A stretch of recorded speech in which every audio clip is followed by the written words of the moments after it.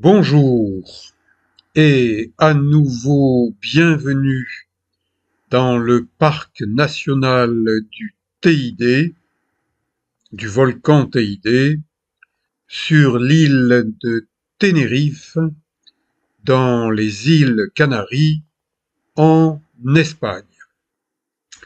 Je vous ai proposé déjà un premier épisode, un premier documentaire, filmé avec ma petite caméra GoPro, et en ce matin du 29 décembre 2023, j'utilise également un appareil photo avec un zoom puissant.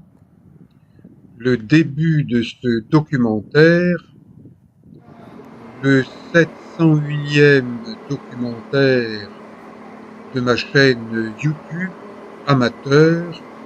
Désolé si de temps en temps des images bougent, mais je filme en amateur, à la main, sans pied, sans trépied, et je vous mets dans l'ambiance de ce que je vis dans ce voyage. J'ai pris place dans la télécabine téléphérique du TID, réservation obligatoire, contrôle du billet, de l'heure qui est portée sur le billet. On ne fait pas n'importe quoi, n'importe comment dans le parc national du TID. Les Espagnols sont très à cheval avec la réglementation pour le bien de tous, à commencer par celui des touristes. Il paraît que selon les années, de 3 à 5 millions de touristes visitent le parc national du TID, donc c'est important pour l'économie du pays et c'est important de respecter des règles sécuritaires. Donc, eh bien, la cabine ralentit avant d'entrer dans la gare supérieure du téléphérique à l'altitude de 3555 mètres au-dessus du niveau de l'océan, puisque c'est l'océan Atlantique qui baigne les îles volcaniques des Canaries. Elles sont au nombre de 8, et bien voilà, c'est une île qui émerge au-dessus de la mer de nuages, et cherchez sur une carte pour savoir de quelle île il s'agit. Si vous aimez les rochers nus, eh bien, vous aimerez le TID. Si vous aimez la plage, eh bien, elle est en bas, à exactement 3555 mètres plus bas que là où vous vous trouvez. Et si vous aimez la verdure, c'est pas sur le TID qu'il faut venir. Mais d'autres îles volcaniques ont de belles forêts, y compris celle de Tenerife, simplement pas au sommet.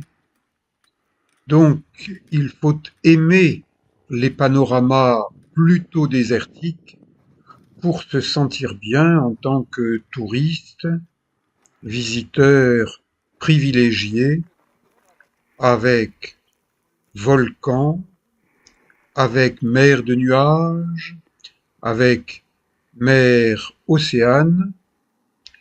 J'ai pris place dans la cabine qui est partie à 9h20 et j'ai tout mon temps pour me promener sur un petit bout du volcan TID, quasiment à l'horizontale. Il est interdit de gravir cette pente sommitale sans un permis en bonne et due forme, et les responsables du parc national du TID autorisent seulement 200 personnes par jour Et encore, pas n'importe quand, pas à n'importe quelle heure, tout est contrôlé. Bon, je suis monté au sommet du TID avec un guide local, Victor Gregorios, pour mes 72 ans, j'allais dire mes 22 ans, parce que je me crois encore plus jeune que ce que je suis. Et c'est pour ça que j'ai pris un guide sur un terrain que je ne connais pas, du moins que je ne connaissais pas à ce moment-là. Et là, eh bien, c'est à la croisée des chemins, un sentier de montée ou de descente. Alors, si vous avez votre billet, que vous êtes monté par le téléphérique, vous pouvez descendre. Mais renseignez-vous à l'avance sur les conditions que l'on trouve sur ces sentiers, parce qu'à certains endroits, s'il y a de la neige, du gel, de la glace, eh bien, certaines portions de sentiers peuvent être interdites. À ce moment-là, vous aurez à remonter et remonter sur un volcan au-dessus des 3000 mètres. C'est pas absolument donné à tout le monde. Donc, renseignez-vous avant de faire quelque chose. Il y a à côté de l'hôtel Parador Cañadas de TID, où je viens de séjourner pendant quelques jours, il y a le bureau du TID avec des gardes du parc qui vous renseignent, à condition que vous leur posiez des questions. Donc ne vous engagez pas n'importe comment, n'importe où dans ce parc du TID. Il y a des endroits relativement faciles et il y a des endroits où, en termes de montagnard, on dit ça craint un peu, moyennement, beaucoup. Et quand ça craint beaucoup, eh ben le parc ferme tel ou tel secteur du parc. Le matin, j'ai pris un petit déjeuner à l'hôtel Parador Cañadas TID, mais j'ai pas tout mangé parce que je me suis dit, si j'ai une petite fringale, eh ben effectivement, sur le coup des midis, au niveau de cette aire panoramique magnifique du côté est du volcan TID, eh bien, j'ai grignoté et puis ensuite je me suis cultivé en allant lire ce que ce panneau d'information propose. Lisez les panneaux, vous en saurez davantage sur cette île Tenerife, ses particularités ou particularismes. Et puis, eh bien, même si mes baskets de montagne avec semelles Vibram sont confortables, j'enlève les baskets et je mobilise activement mes orteils, je me masse un peu les pieds. Bon, ben, je suis bien placé pour le faire puisque je suis un masseur kinésithérapeute avec une cinquantaine d'années de pratique kinésithérapique. Cette pratique kinésithérapique aujourd'hui est en danger en 2024 à cause de la sécurité sociale qui veut absolument faire des économies sur le dos des assurés sociaux et sur le dos des masseurs kinésithérapeutes diplômés d'État. Je vous raconte ce qui se passe, hélas, à cause de la sécurité sociale et d'administratifs qui prennent des décisions. Allez, on fait des économies, on fait des économies. On a trop gaspillé d'un côté, alors on fait des économies sur le dos. De qui? Eh bien, des patients, des Français moyens. J'ai consacré un documentaire qui s'appelle 50 ans de kinésithérapie en danger en 2024. Si ça vous intéresse, allez le voir. J'ai aussi envoyé une lettre recommandée avec accusé de réception à monsieur le directeur général de la CPAM, c'est-à-dire de la Sécu au niveau de Toulon et du Var, parce que la dernière fois que je lui ai écrit en déposant moi-même de ma propre main une lettre dans la boîte aux lettres de la Sécu, je n'ai pas obtenu de réponse. Donc j'en déduit que, eh bien, des choses qui se perdent au niveau de la Sécu à Toulon et que c'est inadmissible, je reste poli, hein. Mais je pense que le directeur, que je ne connais pas, que je n'ai jamais rencontré, peut-être qu'il est rouillé au niveau corporel et que cette rouille déteint au niveau cérébral, que donc il est rouillé sur plusieurs plans. Je lui suggère de pratiquer des assouplissements comme ceux-là que je vous montre gratuitement et dont il peut s'inspirer. Ils appartiennent à l'une de mes playlists qui s'appelle Améliorer sa santé. Je donne des conseils gratuits en tant que kinésithérapeute. J'engage ma profession. Je ne dis pas n'importe quoi, n'importe comment. Je ne raconte pas n'importe quoi, n'importe comment. Je m'adresse à des chefs qui se cachent dans leur bureau. Eh bien, ces chefs-là, j'aimerais les rencontrer, et quand je les aurai rencontrés, je vous en parlerai. Je vous dirai, ah, ce grand chef, eh bien, il a peut-être un meilleur dos que celui d'un sous-chef que j'ai rencontré, et à 10 mètres, j'ai vu qu'il avait une épaule plus haute que l'autre. C'est-à-dire un dos pas droit, un dos tordu. Bon, je vous montre ces exercices, vous voyez que je les fais doucement, je ne force pas. D'accord? J'ai de la pratique, je l'entretiens au long cours, pratiquement chaque jour, tout au long de l'année. Eh bien, je vous donne un exemple. Inspirez-vous de cet exemple. À 73 ans et demi, je ne sais pas si tous les employés de la sécurité sociale peuvent faire de même. Normalement, ils devraient, hein, parce qu'ils sont bien placés pour être en bonne santé, c'est-à-dire souples, flexibles, endurant au travail musculaire, ce qui permet d'être également endurant dans sa tête. Mais quand le corps se rouille, eh bien l'esprit se rouille. Et quel exemple donne-t-on, nous les adultes, voire les seniors, à la jeunesse? Et on dit, mais maintenant, les jeunes, à part tapoter sur des écrans, parce qu'on leur a foutu ces écrans dans leur couche culotte alors qu'ils étaient tout bébés, eh bien ces jeunes, ces pauvres jeunes, que va devenir la France avec des jeunes qui sont rouillés avant l'âge?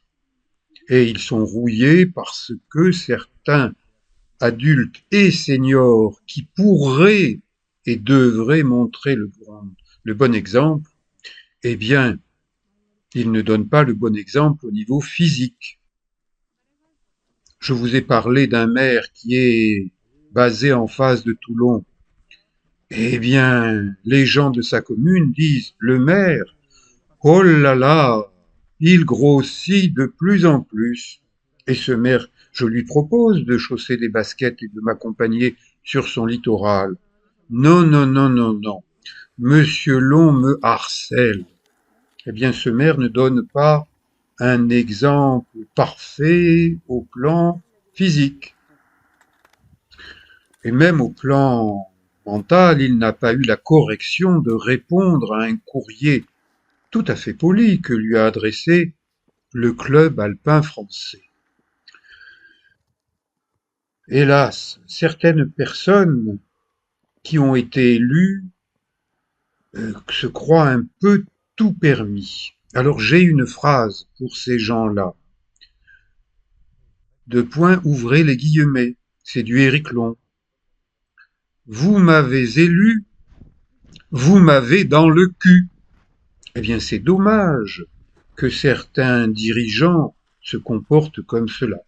Heureusement, je ne fais pas de politique, je ne suis inscrit à aucun parti et je ne suis marié avec aucun politicien ou politicienne. Je suis un célibataire à tout niveau. Vous voyez cette belle île? Vous en avez trouvé le nom? Ça, c'est l'est de l'île de Tenerife. Donc, ça devrait pouvoir vous aider à trouver le nom de cette île, si ça vous intéresse. Moi, je suis amoureux des volcans. Dans ma jeunesse, j'ai réalisé 8 expéditions sportives avec des jeunes Varois sur des volcans italiens des îles éoliennes. Le volcan Lipari avec sa pierre ponce et le volcan Stromboli. Nous les avons gravis avec des skis de fond, descendus avec des skis de fond. Eh oui, je suis tombé amoureux des volcans à ce moment-là.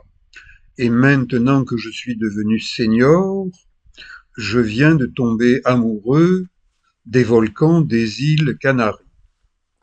Il y en a 8 pour l'instant, j'en ai visité brièvement 7.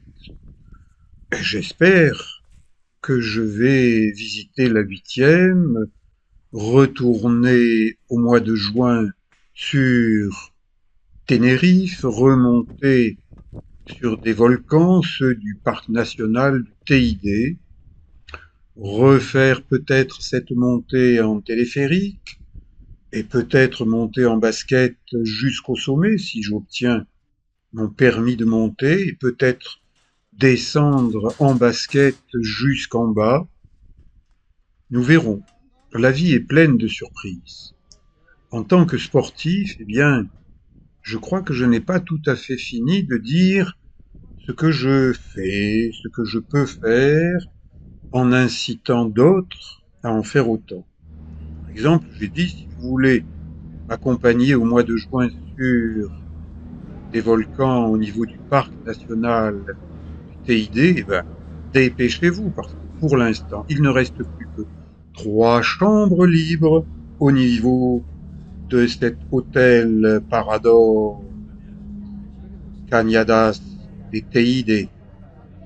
Il reste seulement 3 places parce que beaucoup de gens apprécient ces volcans et veulent y retourner. Eh bien moi là je vais descendre de la gare supérieure du TID tranquillement, facilement. C'est pour ça que je dis promenade facile à 3555 mètres d'altitude. J'ai pris place dans la cabine. On est un peu serré, mais pas à la manière des Japonais, pas à la manière des Parisiens qui s'écrasent parfois dans le métro. Le métro, c'est très pollué. Et tiens, une figure sympathique, une autre un peu effrayante, TID, ça veut dire l'enfer. Mais c'est curieux, personne ne parle de l'enfer. Tout le monde parle du mont TID, et qui est une beauté naturelle à voir dans une vie. Eh bien, j'espère revoir le TID au mois de juin, tourner de nouvelles images, aller voir où je ne suis pas encore allé, retourner là où je suis déjà allé pour mieux voir, mieux comprendre. Je n'ai pas fini d'apprendre, la vie est un apprentissage, peut-être parce qu'elle précède une autre vie, et que cette autre vie est fonction de cette vie présente. C'est une théorie bouddhiste.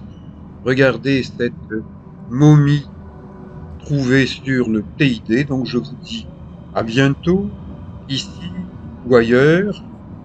De temps en temps, allez voir mon site ericlon.com. Je donne quelques informations. Allez, merci, ciao.